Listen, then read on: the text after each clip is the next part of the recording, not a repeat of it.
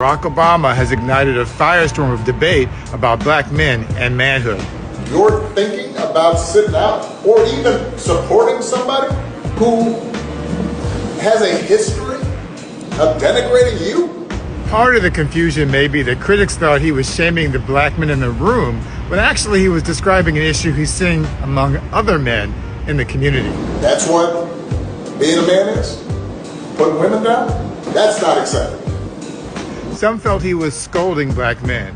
I have a different take with two key points. First, black men are a success story for Kamala Harris and the Democratic Party.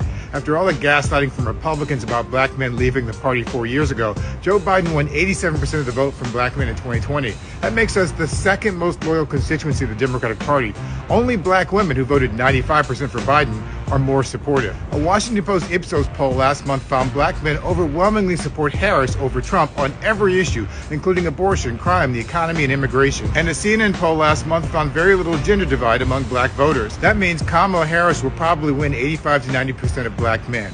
That's good news, and black men should be celebrated for that. Personally, I don't understand how any black man could vote for Donald Trump after he led a lynch mob against the exonerated Central Park Five, lied about Obama's birth certificate, blackballed Colin Kaepernick out of the NFL, and bragged about bringing back racist policing tactics like stop and frisk.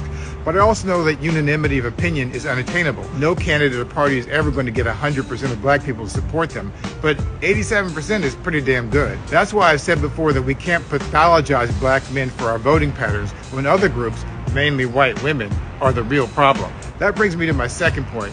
I don't think Obama was scolding or pathologizing black men. Instead, he was having an internal conversation with black men to get us to examine some of the reasons that some of us don't support Kamala Harris. That's why the black men Obama was speaking to in the room seemed to agree with him. Obama made a point that a small but vocal contingent of men, including black men, refuse to support any woman candidate for president.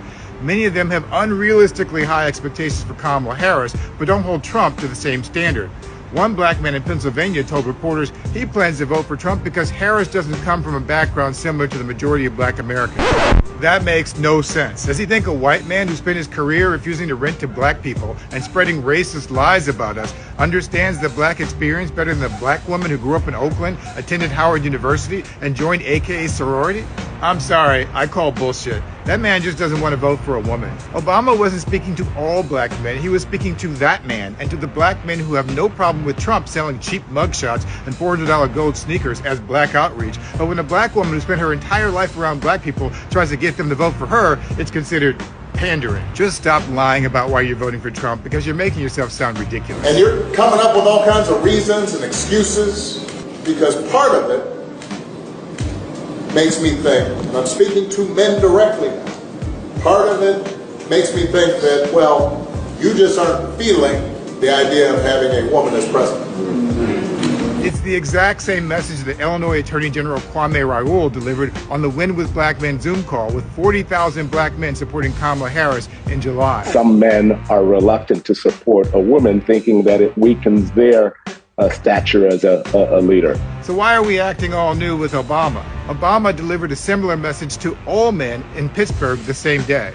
I'm sorry, gentlemen. I've noticed this especially with some men who seem to think Trump's behavior, the bullying and the putting people down, is a sign of strength. I am here to tell you that is not what real strength is. It never has been.